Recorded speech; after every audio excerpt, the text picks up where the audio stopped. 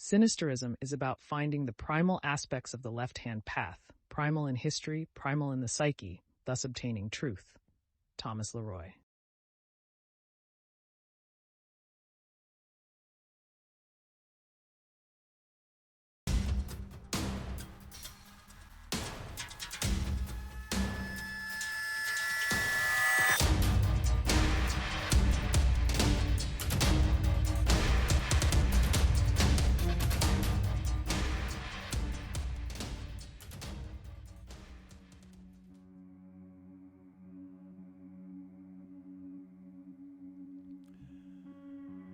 Greetings, my friends, and welcome back to your dose of sinister heathenry. But for those new to the channel, I'm Thomas Leroy, founder of the International Left-Hand Path organization, the Sect of the Horn God. The Sect is an educational foundation created to not only make those with the black flame aware of its glow, but to also restore the shadow aspects to the ancient gods by going deep into the past, not only historically, but also psychologically. For the primordial depths of the psyche are limitless. So, if this sounds interesting, make sure to like, share, and subscribe. And if you want to learn more, join the organization, the Sect of the Horn God, at the link down below. Thank you.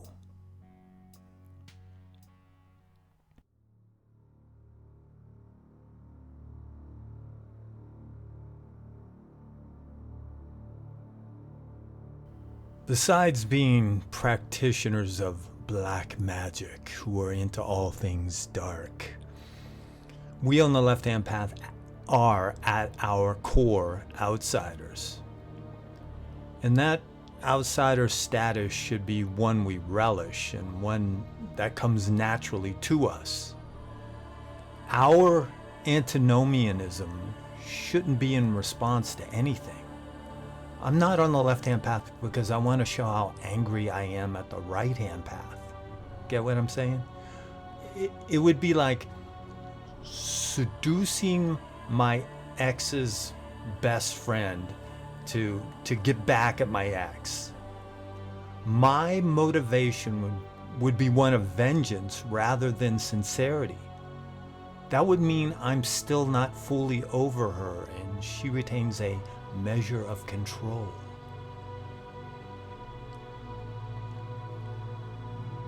We are practitioners because the core values of the right-hand path are antithetical to what we have become. And what we have become are strangers in a strange land, even though it's the land of our birth. You're probably thinking, wait a minute, I've always been this way. I've always been weird and rebellious. Maybe you are, let's say, different, but you haven't always been on the left-hand path. You were raised on the right-hand path with all its values based on its core mythos. And that's where we deviate from the majority, from the right-hand path, the rejection of that core mythos. It doesn't resonate with us, and thus we don't connect with the status quo. This is because a society's mythos shapes its identity and values. It establishes a common set of beliefs that bind people together. It brings about cohesion and a sense of belonging within the community. This is because myths are much more than quaint little stories. They contain lessons that guide behavior and societal norms. They provide examples of a society's virtues and vices, helping the populace to understand what is considered right and wrong within the culture. And what is the fundamental myth in Western society? Guess. Of course, it's the Christian mythos. Even though some were raised pagan, atheist, or Jew, it doesn't matter. The dictates of the Christian mythos are so tightly woven into the fabric of our societies that there's no way of avoiding it. And to advance on this path, you need to cure yourself of the corrosive influences of the Christian mythos. But how can I do that?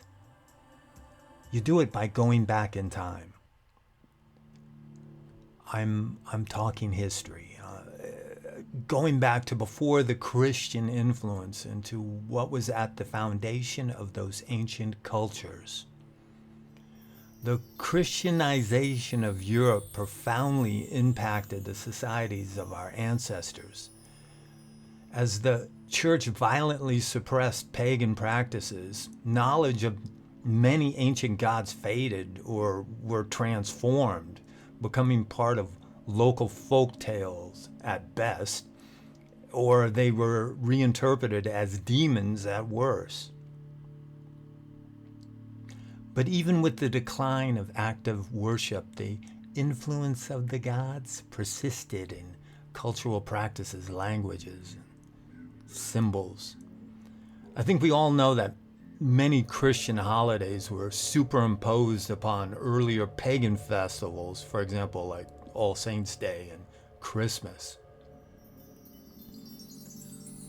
Also, Christian writers and theologians attempted to reinterpret pagan myths within a Christian framework, seeing them as precursors to Christian truths. This approach was common during the Renaissance when scholars tried to reconcile classical mythology with Christian doctrine. This is one of the reasons why it's so important to me to find the primal truth on the left-hand path, going back before the Christian influence into that ancient state of being, the state of the ancestors before the Christian taint. And what is the most vicious effect of that taint? The slow, torturous mutilation of the gods. They were torn apart, resulting in the good God, bad God divide that has wreaked havoc on Western civilization. This destruction takes place at the very foundation of being, for the gods reflect a society's soul or psyche. And that division has yet to be mended.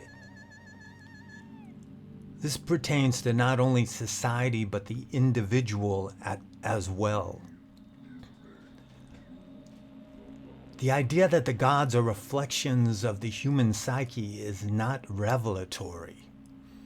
Just a little bit of sincere contemplation from both you theist and atheist alike, you'll conclude that the gods symbolize different aspects of human nature, emotions, and experiences. For example, the Sky Father god represents the ruler or father figure, a figure of authority, control, and order. A war god like Mars represents aggression and the darker aspects of human emotions like rage. The gods in their interactions are symbolic narratives that help one to integrate different parts of the psyche. You see, we didn't have psychotherapists back then, nor did we need them. We had the gods to help us understand the inner world. But getting back to the mutilation of the gods, the concept of Christ and Satan as being two halves of the God at the center of being, or the God within, is an example of that mutilation. Pick almost any ancient god, like Zeus, for example. He did some shady shit, even though he was one of the good gods.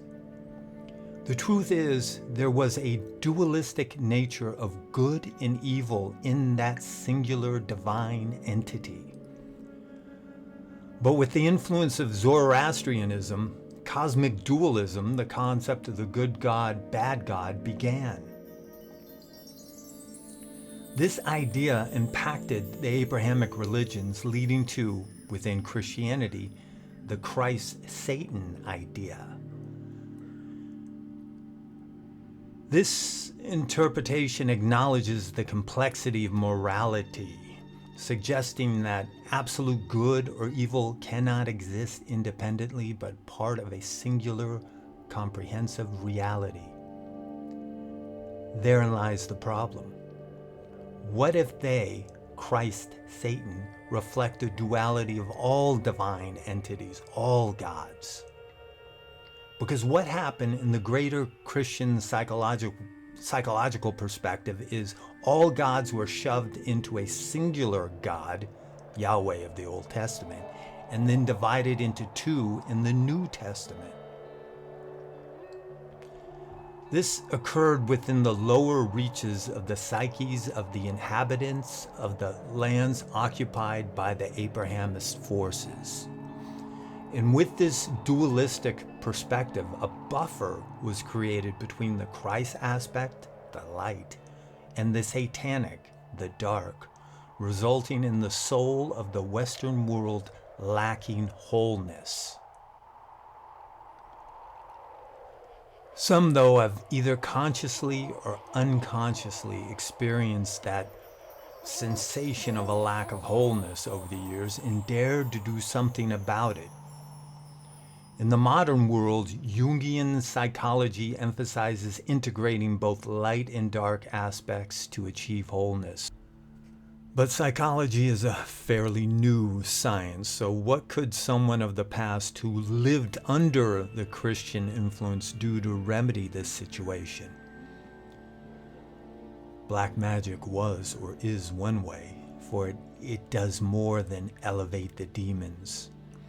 It puts back together the mutilated God.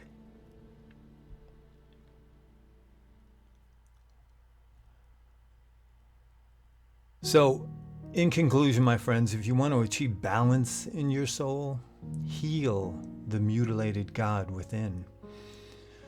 But if you need some help to do so, join the organization, the Sect of the Horn God.